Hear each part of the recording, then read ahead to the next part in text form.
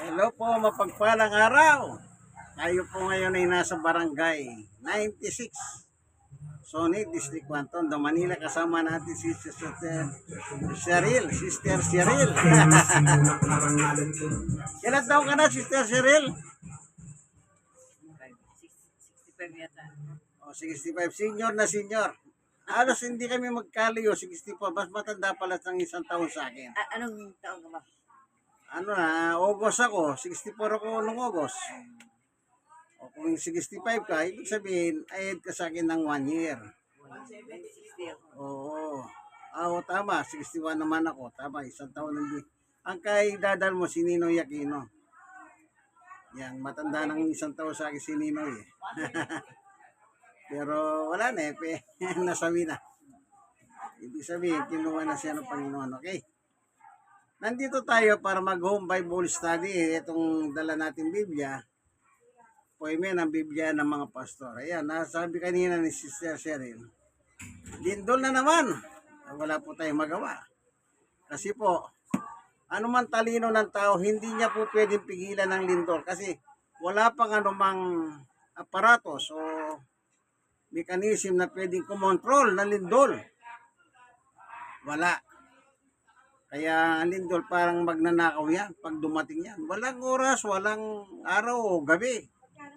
Pag yumanig siya, ang malupit sa lindol, dalawang klaseng pagyanig meron siya. Isang paganyan, para kang dinidribol, at isang sik. Sik. Pero pag nagalo yan, isang ganyan at isang ganyan, malala yan, kaibigan. Malala. Bakit? Kung sinabing malala. Eh lahat ng lakas ng lindol, tumama na eh. Isang ganyan. Tapos yayanigin ka. Di bali kung magkalindol, basta ganyan lang. Angat lang. Pero kung meron ganyan, yung umangat, matutumba siya. Ganun po kalupit ang lindol. Wala po makapredict niyan.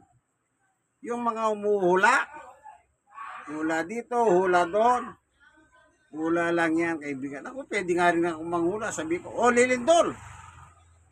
Eh bakit? Kung hindi man nangyari yung oras na yun, pag lumindol, sinabi ko lilindol. Bakit? Wala nga nakakahalam kung kailan maglilindol-lindol. Buti pa yung bagyo, babagyo sa ganitong petsa. Ibig sabihin, ayusin mo na yung bahay mo. Sa probinsya, tali mo na. Kung minsan nga po, merong bagyo eh. Biglang lumiliko eh. Naalala nyo, ang presidente si Pinoy, naalala ko ito eh. Ang pag-asa si Nilo, Professor Nilo. Sabi ni Pinoy, Nilo, magkakabagyo ba sa atin? Sabi niya, wala po. Nagpanda ng pakain si Pinoy sa Malacanang. At may nga guest na mga head of state. Naku po, biglang, ayun, tinanggal sa trabaho si Nilo. Dahil sa gano'n, ano sagot ni Nilo? Hindi ko naman hawak ang bagyo eh. Parang ang bagyo yata ang nangyari. Dumaan na. Siyempre, expect ni Nilo, wala ng bagyo. Dumaan na eh. Yung ngayon, merong bagyong lumiliko, bumabalik, pabalik. Yun. Nung maganda ng, ano bang tawag doon sa English, hindi ko na maalala kung ang tawag ron. Biglang liko ng bagyo, bumalik. Kaya nasabi niya, sa pag-asa si Nilo eh. Di ko naman hawak ang bagyo ah.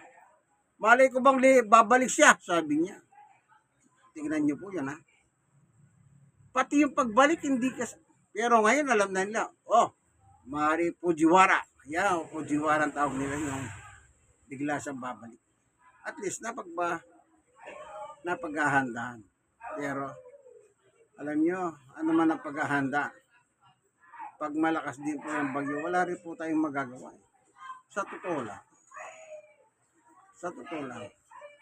Wala rin tayong magagawa. Eh bakit? Natural disaster po yan. Hindi ka walang natural disaster. Sige, iwan muna natin yan. Dito tayo sa Bible ngayon. Magbubulay tayo ng mabuting balita. Pero bago tayo magbulay, tayo muna ay panandaliang mananalangin. Siyempre, lalapit tayo sa Diyos upang siyang gagabay sa atin. Panginoon Diyos, sa aming Ama na makapangyarihan sa lahat, minsan pa. Samahan mo po kami sa aming pagbubulay ng mabuting balita. Ikaw po ang manguna sa amin, sapagkat salita mo ang aming pag-aaral. Sa ngalan ni Jesus, Amen. Ano po, magbabasa tayo. Dito po ito po ang ating mababasa. Dito meron po kasing dito. Tignan lang natin yung Hoseas. Ito, sa libro ng Hoseas. Si Propeta Hoseas nangaral sa kaharian ng Israel. Si Hoseas, propeta. Pagkatapos ni Propeta Amos, noong panahon ng kaguluhan bago bumagsak ang Samaria, noong taon 721 BC. Yun. Ang taon pala yun 721 BC. Ibig sabihin ng BC, before Christ. Okay? Yun. Pagkatapos pala ni Amos, sumunod si Propeta Hoseas. Ito po sabi niya, para sa verse 1, ang aklat na ito ay naglalaman ng mga pahayag ni Yahweh kay Hoseas na anak ni Beheri. Ang tatay pala niya si Beheri. Si Yahweh ay nagpahayag sa kanya noong panahon ng paghahari sa Huda ni Uzias, Jotam, Ahaz at Ezekias. Si Jeroboam na anak ni Jehosias ang hari ng Israel. Yon. Ito yung mga kasaysayan sa panahon ni Hoseas. Punta tayo sa chapter 6 verse 1.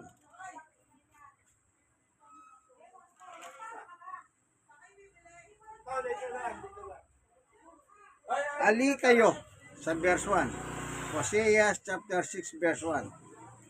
Ali kayo, kama. Ang sabi ni Hoseas, ali kayo. Ibig sabihin, may kausap. Tayo'y manumbalik kay Yahweh. Nagbabayad po kasi ako. Hindi tayo. So maliwanag po, may kausap. Kasi kung walang kausap, bakit ganito salita? Tayo'y manumbalik kay Yahweh. Tayo. Ibig sabihin, si Hoseas, pati yung kanyang kausap, anong sabi niya? Manumbalik kay Yahweh. Ibig sabihin, nakahiwalay po ang tao kay Yahweh. Kaya kung kasama na si Yahweh, hindi na babanggitin yan. Ibig sabihin, iwalay po ang tao sa Diyos. Tignan po natin si Propeta Isaias.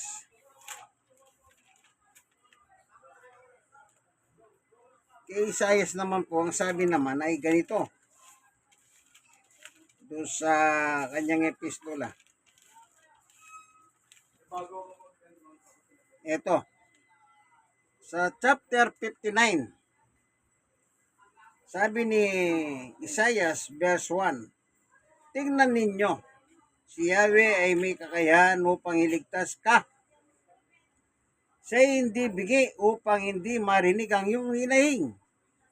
2. Ang masasama ninyong gawa ang dahilan ng pagkawalay ninyo sa Diyos.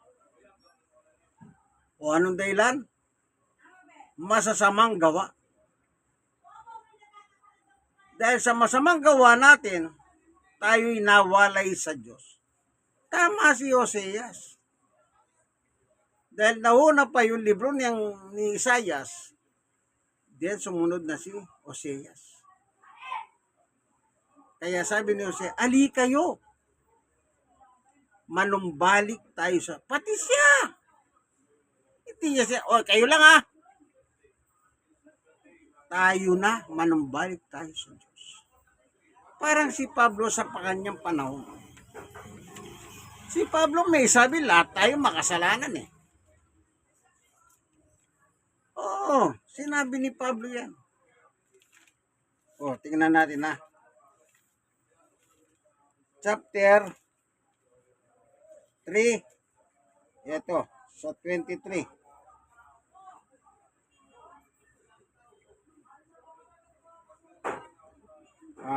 Roma. At ito. 3:23. Sapagkat ang lahat ay nagkasala. Kita niyo po? Lahat. Sinabi ba ni Pablo? Hindi ako kasali dyan ha. Kasali siya. Sapagkat ang lahat ay nagkasala at walang sino man nakahabot sa kaluwalhatian ng Diyos. Kaya pala tayo makasalanan. Yung kasalanan po, yun ang nagpahiwalay sa atin sa Diyos. Balikan natin si Isaiah ha. Baka akala nyo, hindi totoo yan. Ang masasama ninyong gawa ang dahilan na pagkahiwalay ninyo sa Diyos. Nagkasala kayo, kaya hindi ninyo siya makita at hindi niya kayo marinig. Dahil sa kasalanan. Yung kasalanan po ang tumatakip ngayon. Nananalangin ka. Ito sinasabi ni Isaiah sa kanyang mga kababayan noong panahon nila. Kaya hindi nyo makita, hindi kayo marinig. Yung pala, nakatakip sa kasalanan. Balikan natin si Pablo. Nanangaral po si Pablo doon sa Corinto. Nung Corinto. Sa 4:4. Hindi sila sumampalataya sapagkat ang kanilang isip ay binulag ng Diyos ng kasamaan sa daigdig na ito upang hindi nila makita ang liwanag ng magandang balita o salita ng Diyos tungkol sa kaluwalhatian ni Kristo na siyang larawan ng Diyos. Yun. Yung pala may bumubulag, kaibigan. Sino? Si Satanas. Si Satanas. At anong sabi? Hindi sila sumampalataya sapagkat ang kanilang isip binulag ng kasamaan sa daigdig na ito. May Diyos palang kasamahan. Sino yan? Si Satanas. Ang bumubulag sa mga tao para hindi natin makita. Para hindi natin makita yung kabutihan ng Diyos. Yun ang sinasabi ni Isaiah. Balikan natin. Ang masasama ninyong gawa ang dahilan ng pagkawalay ninyo sa Diyos. Nagkasala kayo, kaya hindi ninyo makita o hindi niya kayo marinig. Siyempre, pag binulog ka ni Satanas, makikita mo pa ba yung nasa harapan mo, kaibigan? Hindi na. Anong nangyayari sa mga binulag ni Satanas? Yung mga nagdidilimang kaisipan. Pumapatay sila ng tao. O nakapatay sila ng tao. Pagkatapos na sila'y makapatay ng tao, anong sabi nila? Hindi ko po alam ang ginagawa ko. Hindi ba usually ang ganyan nangyayari senaryo sa mga nakakapatay ng tao? Hindi ko po alam ang nangyayari. Naalala ko yung may nagtanong sa presinto, ay sa mga bilangguan ba? Nagtanong sa mga preso, kayo ba gusto nyo talaga makulong? Anong sagot ng mga preso? Hindi po. Hindi. Pero bakit kayo narito? May mga kasalanan kayo. Ang kasalanan mo ganito, may kasalanan mo ganito. Ano sinasabi ng tao? Hindi po namin alam. Nagdilim ang aking paligid. Ano yan? Yung liwanag kabutihan ng Diyos, hindi na nakita. Dahil po sa kasalanan. Alam niyo po yung kasalanan, yan ang nag-ahatid sa tao sa pagkakasala. Yung kasalanan. Kaya tayo naman po mga tao, normal naman tayo. Huwag na natin yung mga ipinanganak na kulang sa buwan, yung may mga depresya, wag na. Tayong mga sinilang na mga normal. Alam naman po natin yung kulay puti at kulay itim. Yung masama't mabuti. Ang sabi nga ng iba, pabayan mo yan, matanda na yan. Alam na niya masama't mabuti kung kailan tumanda. Nagsiyabo pa. Tao po. Di po ba ganun? May bisita kayo? Ay, oo. Kaya hindi ba kasabihan? Kung kailan tumanda, doon ng malembang. Bakit? Alam niyo po ba yung nanay ni Manny Pacquiao? Di ba iwalay na silang mag-asawa, no? Yung nanay niya, tsaka yung tatay, iwalay na po. May sarili ng pamilya yung tatay ni Pacquiao. Magaling magba. Aba! Magaling. Ano pangalan niya na? Yan si... Pangalan, kalimutan ko. Hindi ba nag-artista pa siya? Naging kapareha niya pa si Joseph Estrada sa pelikula? Si... Junicia. Indonesia. Si Nanay Junicia. Indonesia. Aba, umalimbang pa. Matanda na. Kaya sabi ni Pacquiao, kung ako lang, ayaw ko na. Bakit? Kasi sinasabi ng tao, madatong. Ang sinasabi ng mga miron, siyempre, bully ng lalaki, ito lang datong. Di 30 lang may gitso lalaki. Lola na niya si Aling Junicia, pero dahil, anong sabi, mahal ko. Kailan lang, nabasa ko, nagpakasal pala siya. Isipin niyo po yun. Kaya si Pacquiao, wala siyang magawa. Sa bagay, yung tatay niya naman kasi, ay yung asawa ni Aling Junicia, may asawa na rin naman. Siguro, panahon na rin para mag-asawa siya. Pero ang hindi lang magandang makita doon, di 30 lang, yung bang gano'n, alam niyo mo sa Pilipino alam niyo po. Isipin niyo sige, nagpaganda na si Aling Junicia dahil maraming pera. Sa panahon natin, kung walang pera yan, sino bang iibig sa kanya? Unless talaga may totoong pag-ibig, Pero sa Pilipino, pagka may pera yung babae, ayan. Hindi ko naman sinasabing mukhang pera yung lalaki, Wala. Sinasabi ko lang po, yung salitang matanda, kung kailan tumanda. Doon malimbang, tumigas ang ulo. Kaya tayo pong mga tao, maliwanag po, nagkasala tayong lahat sa Diyos. At kung tungkol lang sa pagkakasala, sinabi ni Pablo, hindi sinabi ni Pablo yan. Manapa ang sabi ni Pablo, lahat tayo nagkasala. Meron pa siya tinumbok meron siyang binanggit si Pablo Tingnan nga natin yung sinabi niya. Ito, sa unang Timoteo, ano sinabi ni Pablo? Na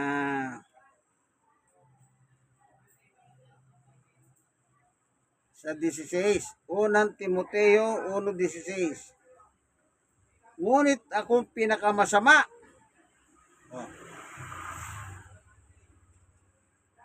Sabi ni Pablo, doon sa Roma 3:23, lahat tayo nagkasala.